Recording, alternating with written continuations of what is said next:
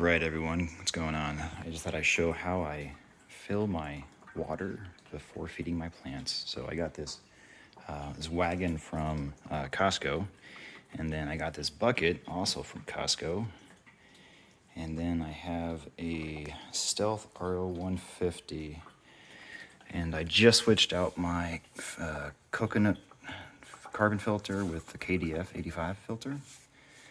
And what I did, I also have this Stealth RO float valve. And I drilled a hole in the side of the bucket.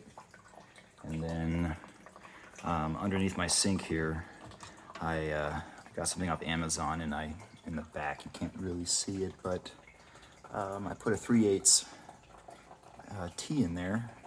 Has a shutoff valve so I can hook up the RO system and wheel this wagon in here and hook it up when I need to fill this giant bucket, which is 27 gallons. And in here there's my float valve, just filling the water.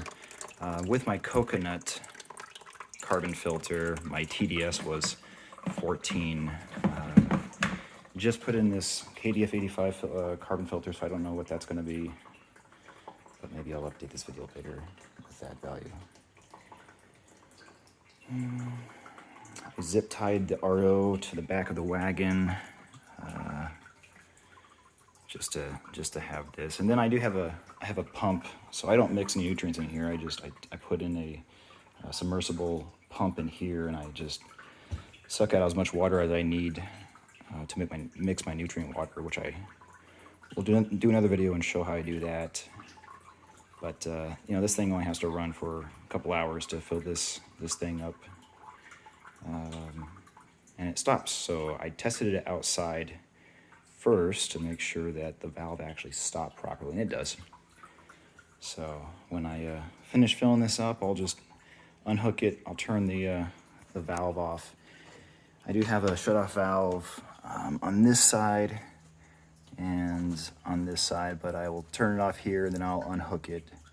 It's just a quick connect, and there's like water dripping. Is because, don't do what I did. The StealthRO has this backwash valve right here that I can turn this on to flush it if need be. And I had it turned on when I turned on the system, and I have this is the wastewater line going into my sink, my strainer here, and I had the flush valve turned on, and it was just pouring out of here, and it just went everywhere, and I got water all over my kitchen. That was my mistake. It happens. But I realized my mistake and turned that off, and now it's fine. I'm not worried about it shooting out, but I do have it wrapped around my Keurig here, so it kind of has somewhere to hang on to. That's really about it. This just water on wheels. So, yep.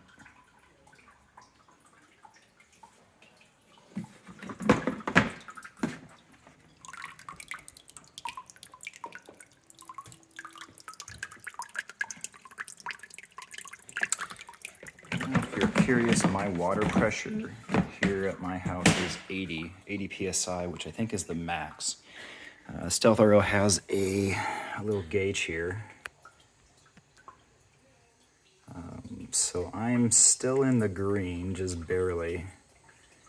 But so I don't have to get a pressure reducer, thank goodness.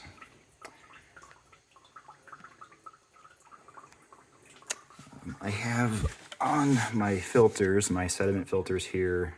Here's my KDF 85. I have sleeves just so the light doesn't get to it or reduces it, so I don't have, hopefully, algae growth by blocking out the light. Here's the membrane that it goes through. I thought about converting this into a StealthRO 300, and they have those kits, but I don't know, it's probably overkill, because I only need to do changes on the reservoir like once every week or two.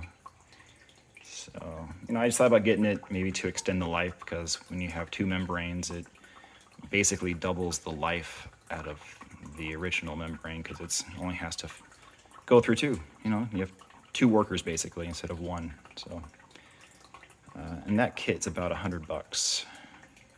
So maybe I'll do it. I don't know. So I'm gonna let this fill up, and then I'm gonna wheel it in the other room, put it away. And in the next video, I think I'm gonna show me starting the seeds and how I do that. And it'll be my first time going through that. So we'll see if I make any mistakes and if it works. So see you next time.